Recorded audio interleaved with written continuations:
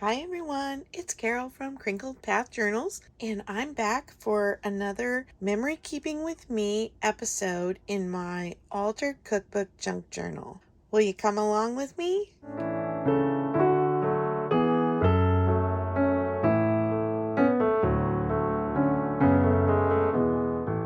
I was approached again by Bled's Art Supplies, which is an Amazon art seller, and their name is in all capitals BLEDS,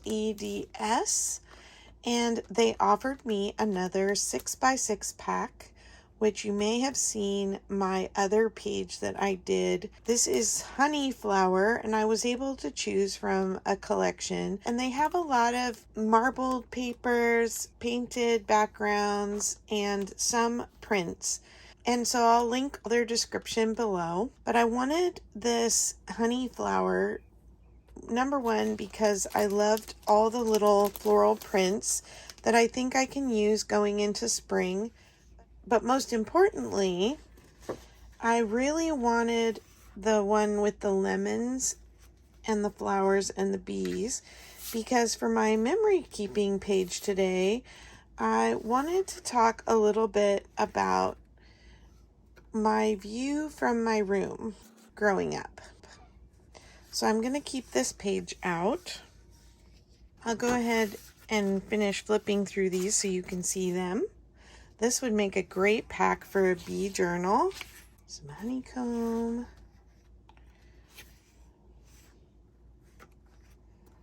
Nice little background piece. I really like this one. Look at those little fat bumbles. And then another kind of neutral background piece. I really appreciate them reaching out to me to try out their products, and I hope that you'll find something you like there as well. Well, when I was growing up, I didn't really have a room of my own. When we moved to the house that I grew up in for most of my years of my childhood, I shared a room with my sister, and we had two twin beds, and I had half the room and she had half the room. Well, that didn't last for long, because when she was in high school, her boyfriend had built a ginormous waterbed with these big wooden planks that fit together crossways like this and slid into each other. And so at every corner of the bed, there were these huge cross pieces that stuck out, and we called them shin busters. And the bed filled the entire room. Well, I ended up moving to my brother's room because he was away at college, and I didn't really have a space to call my own. My clothes were in my parents' room. My toys were kind of in our family room corner. And then the twin beds went away and the waterbed moved in. So I got a little bit displaced. I think it's kind of interesting now that my little desk that I used for many years for Bible journaling, that is still in my living room, is the desk that was in my brother's room when I was using that room for mine when he was away. When he'd come home from college, I'd have to sleep with my sister in the giant California king size, oh, did I mention it was that big, waterbed. And when she was gone, I would sneak in and sleep in it just because I thought it was really fun. It was heated, and of course a water bed for a kid is always an adventure.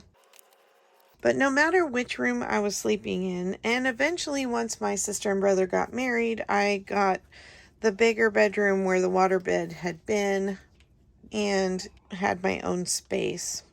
But no matter which room I was in, one of the things that I loved most about those rooms was that the windows were big and they were on the back side of the house, and they looked out on the backyard. Now, my mom had an incredible green thumb, and she could get a little slip off a plant to grow, and she planted most of the bushes and trees in our yards from little slips of things. And out the window we had a grassy lawn area where my swing set used to be, and we had a retaining wall, and up behind the retaining wall were these trees. One was a crepe myrtle and one was a lemon tree, and they were something I could see very easily. And then when I looked down from the window, all underlying the windows were flower bushes. There was a camellia, there was a rhododendron, and there was a hydrangea.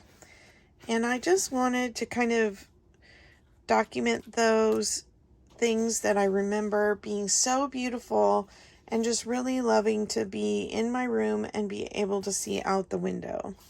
So what I thought I would do, and I grabbed some sweet peas too, because they were something that my mom would plant every year.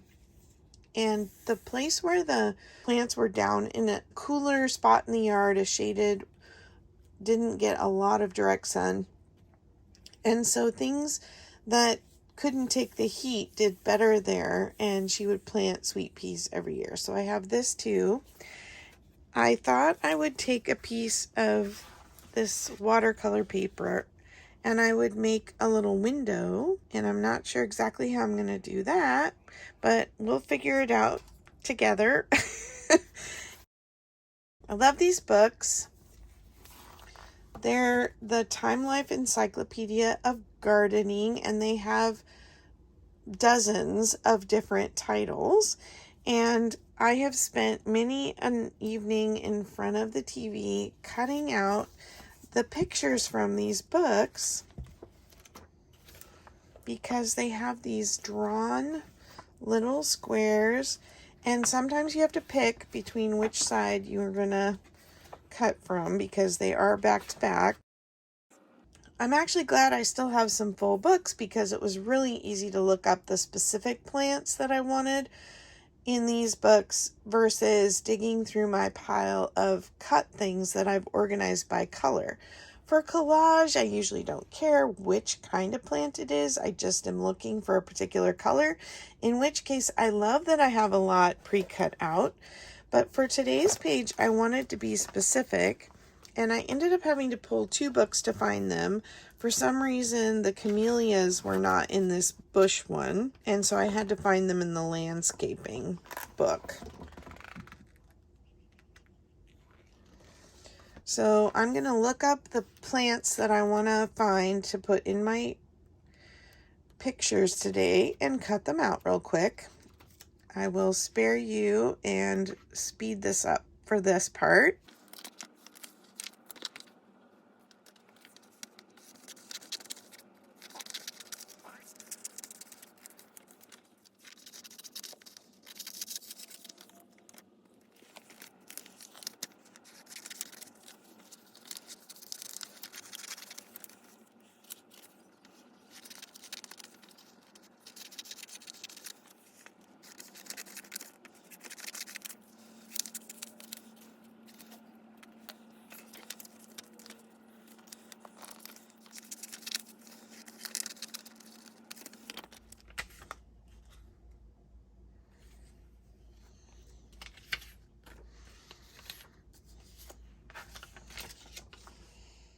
Now let's see if we can't make my window.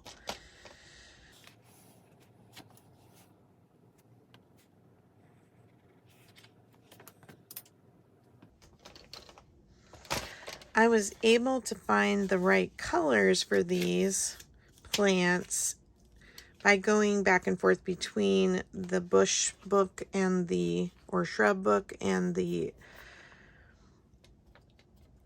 landscaping book, which was really nice that I had more choices because of that. This is really thick, inexpensive watercolor paper. My poor little paper cutter couldn't quite get through it.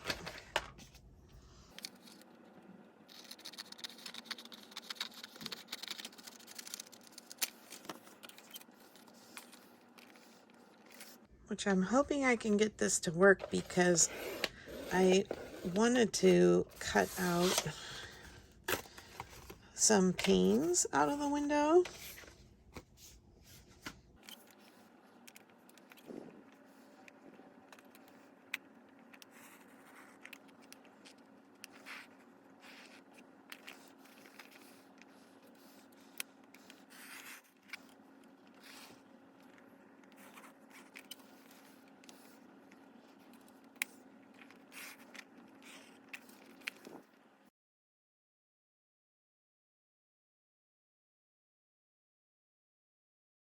You can see where it scored it, but it didn't cut it. Okay, well, I'm gonna go ahead and cut my little piece in the center then too. I'll put it right at 2.5.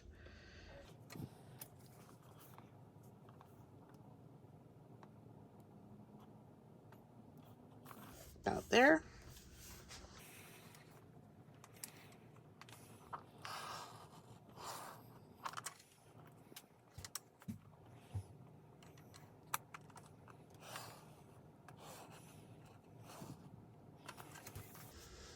Okay, let's see if we can't get this released from its paper prison here. Maybe if I go from the other side.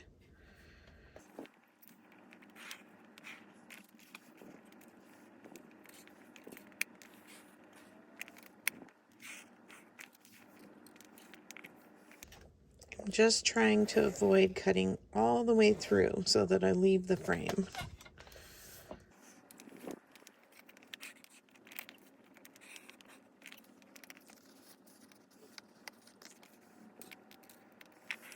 I'm starting to see some progress.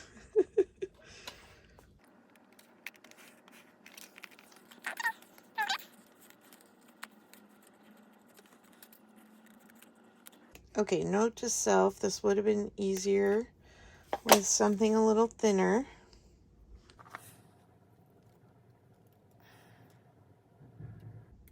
Clean it up just a smidge.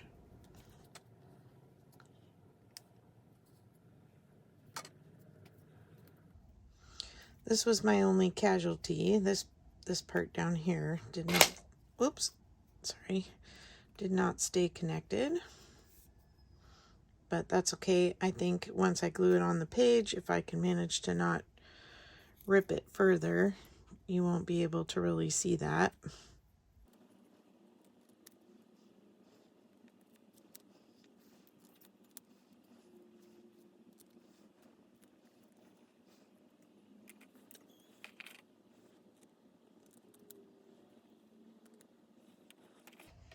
Okay, I think I at least accomplished what I was going for. Get all my little papers off of here. So there's my picture window. And in the window above, I want the crepe myrtle was in this corner of the yard. So I'm gonna just do,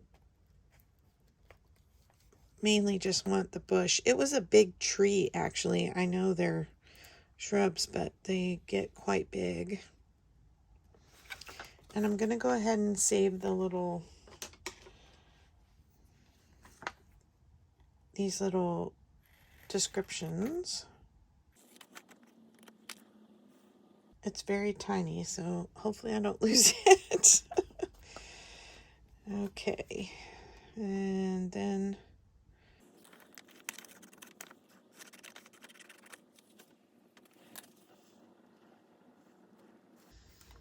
I'm just going to put some glue on these two sides to kind of hold it in place where I want it, and then I'll just trim it down.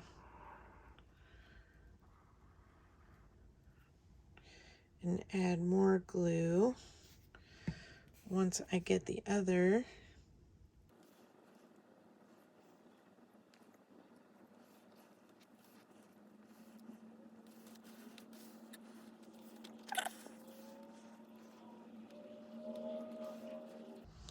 Sorry, sometimes I think I don't finish my thoughts. I'm in the middle of actually doing something with my hands.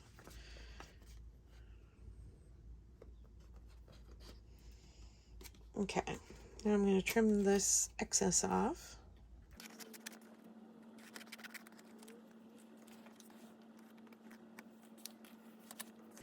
And then in the other window,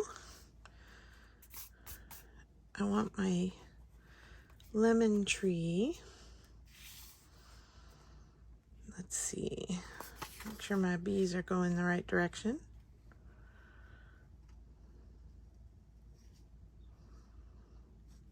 There we go. Right there, I think.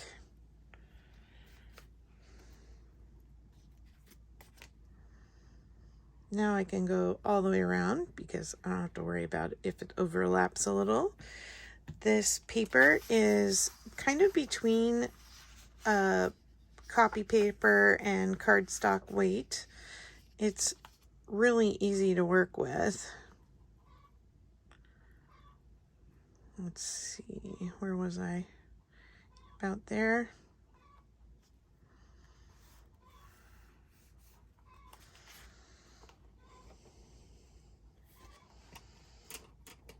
Okay, trim this down. Oh, I got glue on my page again. Which hopefully that'll get covered up.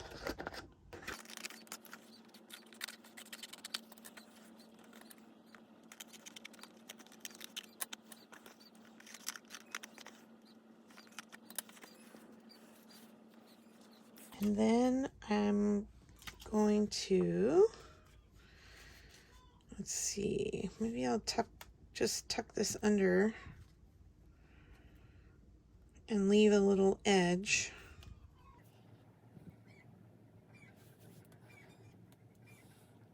Kind of like that. I can stick it out quite a ways as long as it's inside the book. All right, and then we're gonna cut these apart, and let's see, I think I'm gonna fussy cut these a little bit, and then I can overlap them.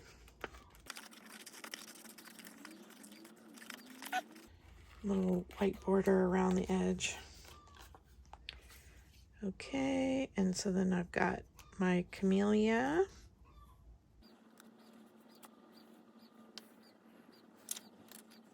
Trying to remember which way this goes. The camellia's in the middle. The hydrangea's on the end. No, wait. This one. Then this one.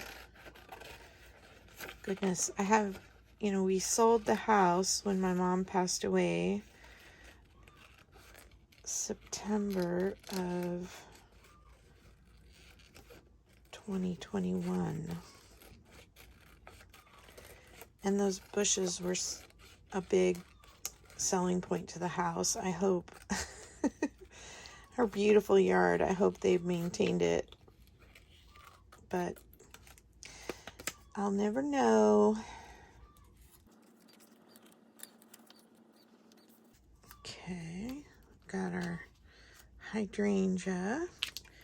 And then let's cut out our little rhododendron here. Rhododendrons are also known as azaleas.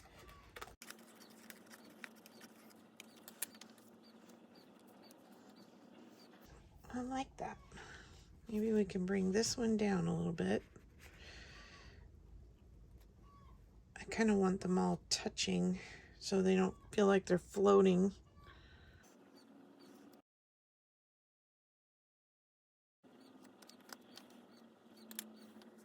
The green thumb has skipped a generation, if you're wondering. I have kept some plants alive since my mom passed away, which I'm very excited about. I do garden and do have landscape and, plant flowers in my flower beds, but they are usually the kinds of things that thrive once they're hooked to a watering system and just need pruning and fertilizing a couple times a year. I have a lot of roses and a lot of kind of more arid plants like salvias because it is so hot in the summer here. I don't really have a place where these kinds of things grow, although the backside of our house would probably work for that, but it's just not someplace where we hang out very much. So I haven't invested in keeping up plants back there. I'll glue these down, and then I'm going to use some more of the paper to make a journaling card so that I can write and tuck it in this pocket. Thanks for coming along today. I'll fast forward that part and I'll talk to you in the next video.